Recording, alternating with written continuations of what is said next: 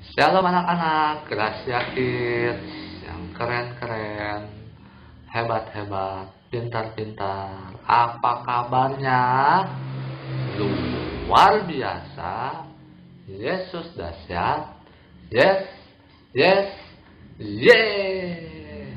Coba siapa yang sudah mandi? Ada yang belum mandi? Udah mandi ya semua ya? Ada yang kesiangan hari ini bangunnya? Apa ada yang ngompol tadi malam? Wah, enggak ya? Nah, oleh sebab itu sebelum bobo kita harus pipis dulu. Jangan loncat-loncat lari-lari sebelum bobo. Jangan minum air es. Minumlah air hangat sedikit saja. Nah, itu ya supaya tidak ngompol. Lupa sikat gigi sebelum tidur. Siapa yang sudah sikat gigi hari ini, pagi ini? Oh, sudah sikat gigi semua. Giginya bersih-bersih ya. Senyumnya lebar. Nah, sudah segar semua. Nah, anak-anak, kita mau siap-siap memuji dan menyembah Tuhan pagi hari ini ya. Sebelumnya seringkan lagi yel-yelnya. Gracia Kids, joy, joy, joy, for you, for me, for all. Untukmu, untukku, dan untuk semua ya. Kita mau nyanyi ya. Kasih Tuhan tak berkesebelahan.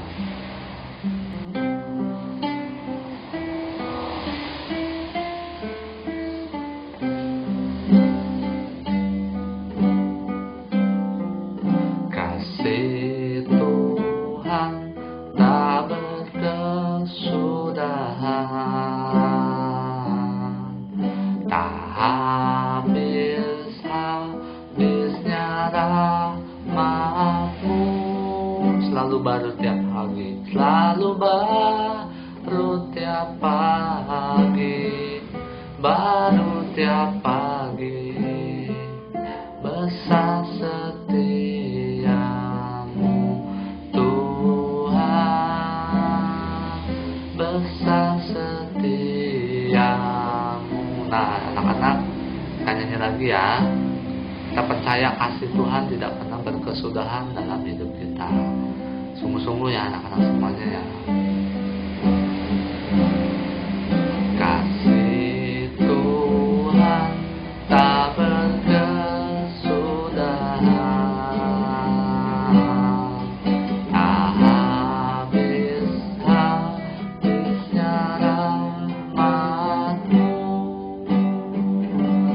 selalu baru tiap pagi, baru tiap pagi.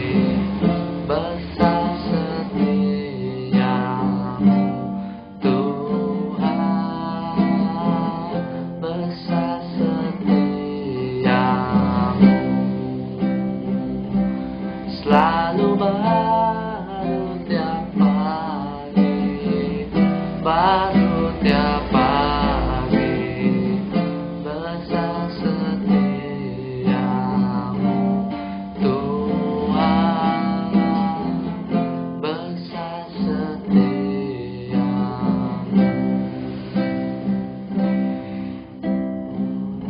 Yuk kita berdoa anak-anak, lipat tangannya, tutup matanya. Lord Jesus, we thank you for today. Now we want to bless you. Bless us in Jesus' name. Amin. Tepuk Yesus. Yes. Sus. Yesus. Yes. Yes. Yes. Siapa yang hari ini semangat? Siapa yang hari ini senang? Ada yang sedih hari ini? Ada yang sedih? Apapun keadaan kita sedih, kita senang, kita mau nyanyi buat Tuhan ya. Oke? Kita mau nyanyi sayang-sayang disayang. Sayang-sayang disayang. Pernah dengar ya? Anak-anak yang mau papa juga pasti tahu sayang-sayang disayang. Sayang-sayang disayang.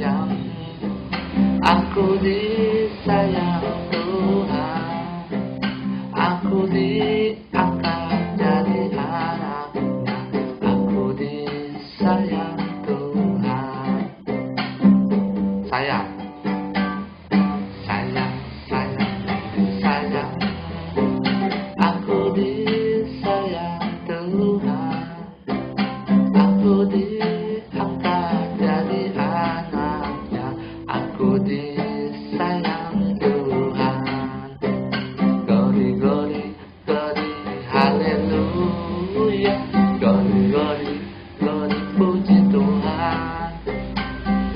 Glory, glory, haleluya.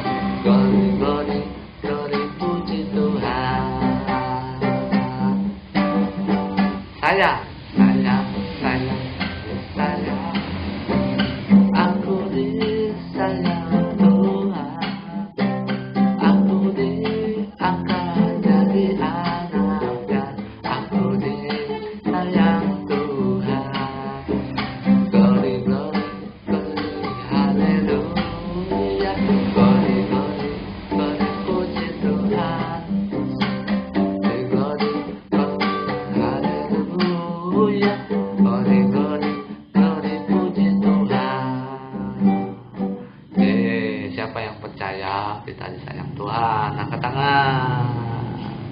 Ya, kita semua disayang Tuhan. Walaupun mungkin kita pernah buat salah, kita pernah berbohong, tapi Tuhan Yesus selalu menyayangi kita karena kita anak-anaknya. Tapi kita tetap tidak boleh berbuat dosa.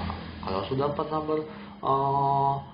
berbohong, sudah pernah iseng, sudah pernah berbuat jahat kepada orang lain, tidak boleh dilakukan lagi.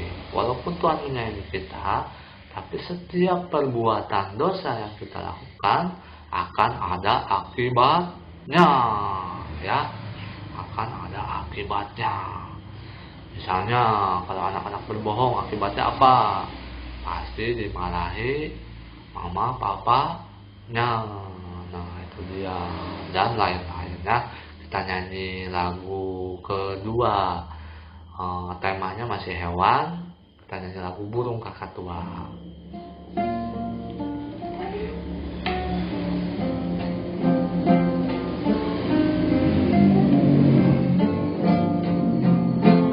Burung kakatua hinggap di jendela, nenek sudah tua, giginya tinggal dua. Burung kakatua hinggap di jendela, nenek sudah tua, giginya tinggal dua. Tekung, tekung, tekung, ulala.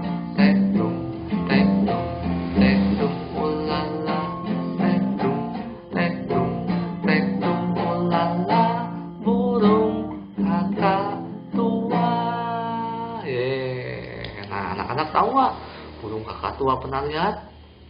Nah, burung kakatua ini burung yang cerdas. Kalau kalian lihat di kebun binatang, burung kakatua ada yang bisa naik sepeda, ada yang bisa berhitung, ada yang bisa bermain basket. Wow, keren ya, keren. Ada juga yang bisa menirukan suara manusia, seperti yang Miss Grace bilang apa? Burung beo, seperti burung beo. Ada burung kakatua. Nah, itu dia. Tuhan menciptakan hewan-hewan yang luar biasa. Nah, sekarang kita mau mendengarkan firman Tuhan. Kalau kemarin Miss Edis cerita firman Tuhan tentang Elisa dan Elia. Nah, hari ini, pagi ini Mister mau cerita tentang, kan Elia ini sudah tidak ada, sudah terangkat ke surga. Mister mau cerita tentang Elisanya. Apa yang terjadi setelah Elia terangkat ke surga? Apa yang dilakukan Elisa? Nah, kita mau siap mendengarkan firman Tuhan. Kita siap-siap mendengarkan firman Tuhan dan sungguh-sungguhnya kita angkat tangan kita mau nyanyi firman Tuhan ku dengar.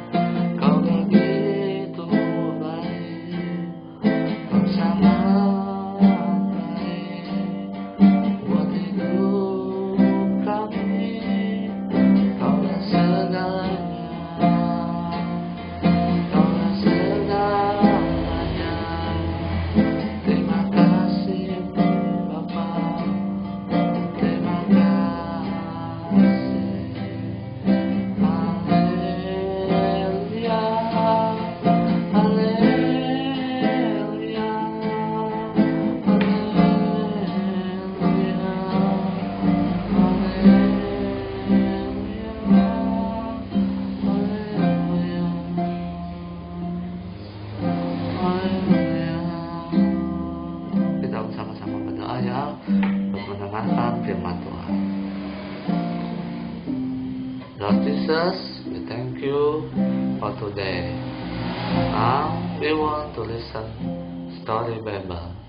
Bless us in Jesus name. Amin. Tangan buat Tuhan Yesus. Anak-anak, siapa yang masih ingat cerita kemarin? Misalnya ini cerita apa kemarin?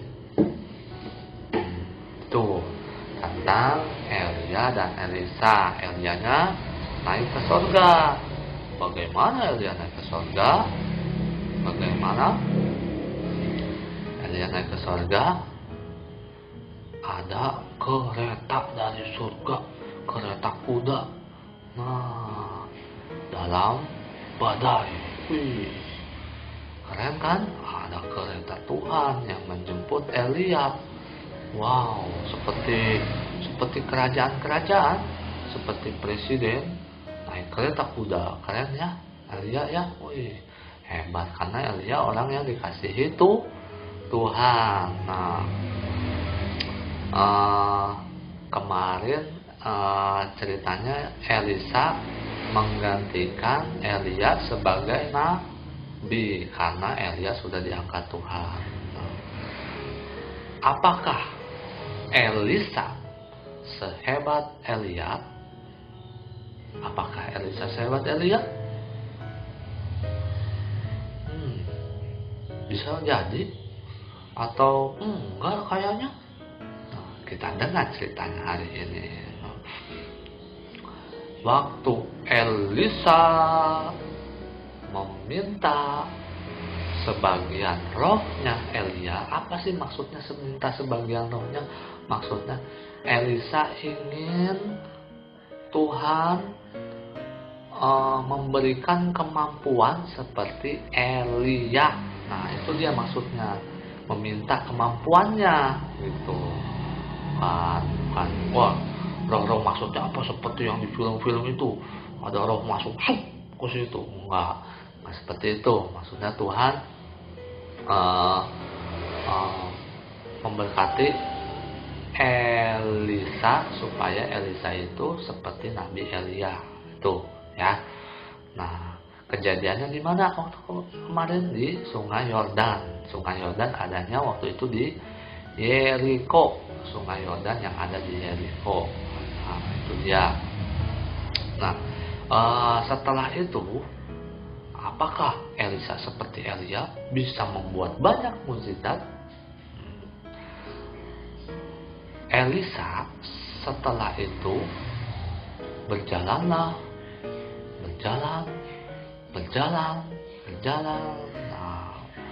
penduduk Yeriko mendatangi Elisa.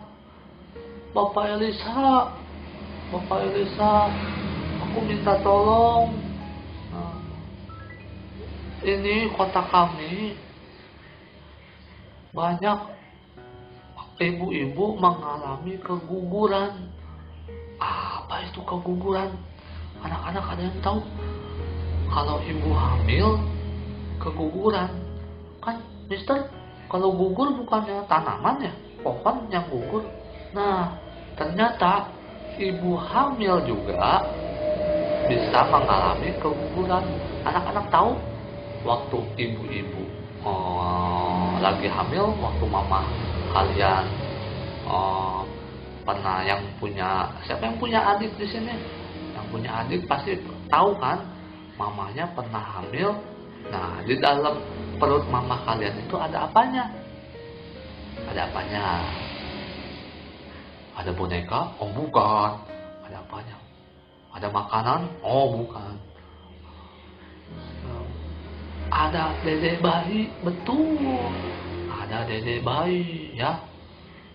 Ada dede bayi. Jadi orang-orang di Yeriko ini, waktu ibu Pak lagi hamil, nah dede bayi yang di dalam perut ibu-ibu di kota Yeriko ini banyak yang meninggal. Wah, kasihannya. Apa yang terjadi dengan ibu-ibu di sana? kita selidiki ya, apa penyebabnya ya. Setelah diselidiki, kenapa dede bayi yang di dalam perut ibu-ibu di Yeriko pada meninggal? Setelah diselidiki, ternyata penyebabnya adalah air minum. Air minumnya berbahaya, bisa diminum tapi bisa menyebabkan keguguran. Waktu ibu-ibu minum air yang ada di Yeriko, air sumur, air sungai, air tanah, waktu minum airnya dimasak dulu nih misalnya, tapi tetap mungkin ada kandungan yang berbahaya, mungkin seperti racun atau apa gitu, tapi tidak menyebabkan mamanya meninggal, tapi bayinya bisa meninggal waktu diminum.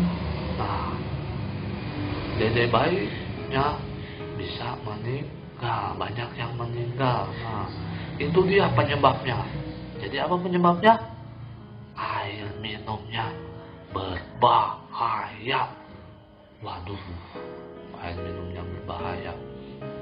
Kita selidiki lagi, di mana, sebelah mana yang menyebabkan air minumnya berbahaya. Apakah di sungai? Apakah di sumur? Apakah di danau? Yang menyebabkan air minumnya mungkin ada racunnya mungkin. Kita cari ya. Kita cari. Ternyata di mata airnya. Bener, emang air ada matanya. Itu cuma istilah aja ya. Maksudnya begini, mata air. Jadi mata air itu sumber air. Air tidak. Kenapa air sungai dari mana? Dari mata air. Air minum yang punya sumur awalnya dari mana? Dari mata air. Mata air itu ada di dalam tanah, dan juga dari hujan juga bisa menyerap ke tanah, keluarlah dari tanah sumber air yang besar. Dari situ penyebabnya. Wah, ini dia ternyata penyebab mata air ini nih penyebabnya. Lalu apa yang Elisa lakukan? Elisa bisa menyembuhkan ibu-ibunya supaya nggak keguguran? Tiada yang mustahil bagi Tuhan. Waktu itu Elisa meminta garam. Siapa yang tahu garam rasanya apa? Asam, manis, pahit, asin. Betul. Rasanya asin. Boleh makan garam banyak-banyak? Tidak boleh. Kalau sayur tidak ada garam rasanya gimana? Kurang enak, Ustaz. Lalu ambil garamnya itu ditaburkan, dilempar ke mata air. Lalu apa yang terjadi? Wah, airnya menjadi bersih. Tapi sebelumnya didoakan dulu sama Elisa. Elisa berdoa sama Tuhan supaya airnya bersih. Airnya bersih. Jadi airnya kembali sehat. Setelah itu diminumlah sama ibu-ibu. Lama banyak airnya lebih segar. Dan ibu-ibu pun tidak mengalami keguguran lagi. Jadi kalau ada dede bayi di dalam perutnya, dede bayinya tidak meninggal. Yeay, hebat. Kasih Tuhan Yesus. Kasih tepuk tangan buat Tuhan Yesus. Siapa yang hebat? Tuhan Yesusnya yang hebat. Itu dia. Mister mau kasih tahu kenapa sih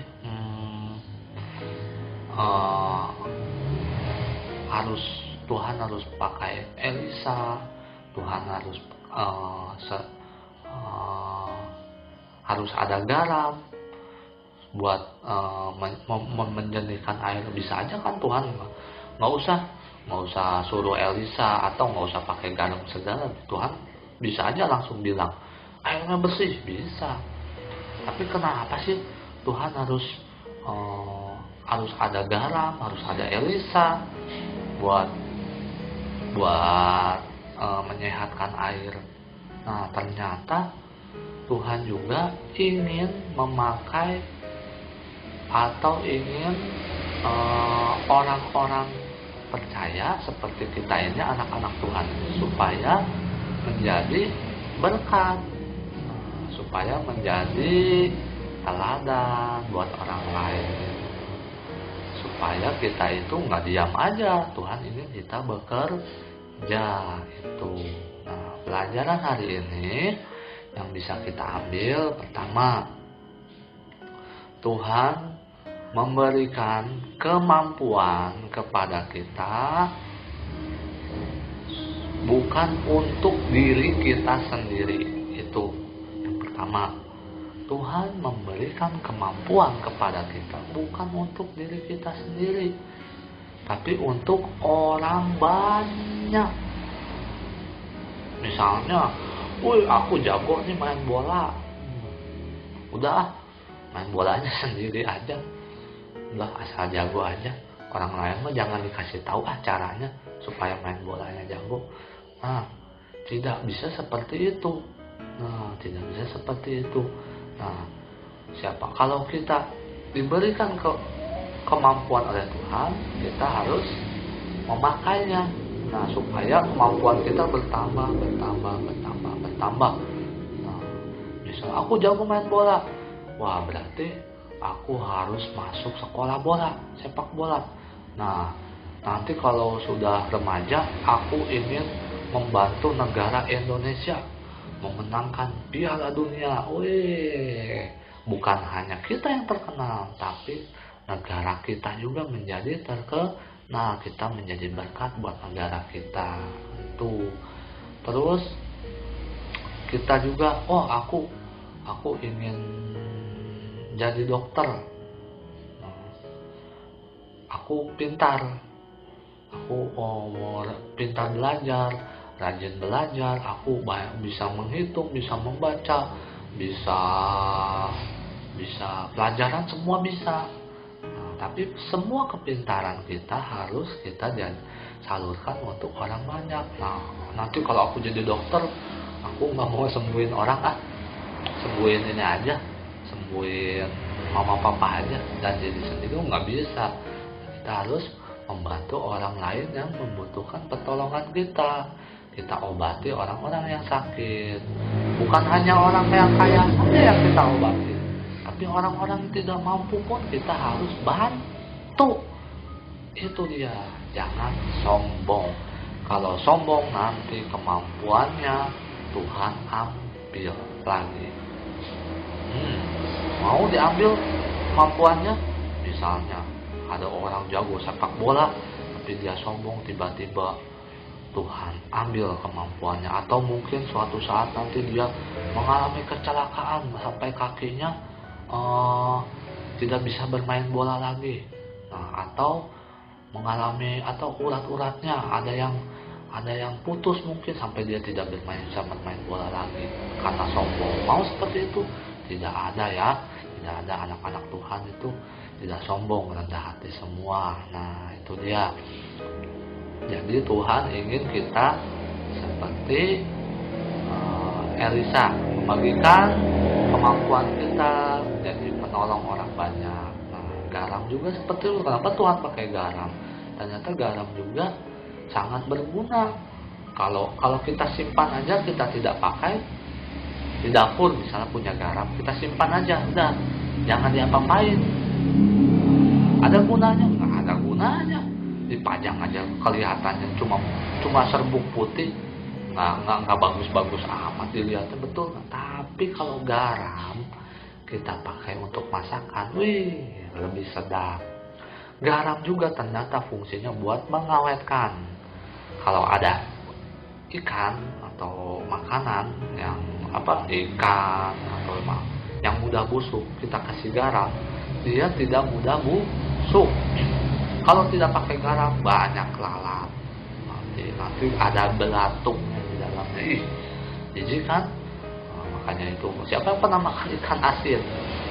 ikan asin itu tidak ada lalat atau tidak ada belatungnya karena banyak mengandung garam. Jadi garam juga fungsinya untuk mengawetkan, ya. Nah, untuk mengawetkan, untuk membersihkan, garam juga ada. Jadi adik-adik, anak-anak mau ya dipakai Tuhan ya, seperti Elisa ya, itu dia. Nah, untuk pertanyaannya, kuisnya apa yang dibawa Elisa, atau apakah benda apakah yang dipakai Elisa untuk membersihkan atau menyehatkan air yang diminum oleh orang Yeriko. Tuh. Terus yang kedua, masalah apa yang terjadi di kota Yeriko? Masalah apa? Ada apa orang mengalami sakit? Apa tadi Mister udah bilang? Nah, dede bayi ya pada meninggal. Itu disebutnya apa? Nah, ayo apa namanya? Kalau yang nggak tahu boleh tanya mamanya. Mamanya pasti tahu. Kalau dede bayi meninggal di dalam perut namanya apa? Ya. Kita berdoa. Tuhan Yesus, terima kasih untuk firman Tuhan. Pagi ini kami mau dipakai menjadi alat-Mu seperti Elisa. Nah, kami mau juga menjadi garam dunia, menjadi terang dunia yang berguna untuk banyak orang. Terima kasih Tuhan, berkati guru-guru kami, teman-teman kami, sekolah kami, kota kami, juga bangsa kami Indonesia. Terima kasih, jagai pikiran, perkataan, perbuatan kami, agar kami menjadi anak-anak yang berkenan padamu. Dalam nama Tuhan Yesus kami doa. Amin. God bless us. Dadah.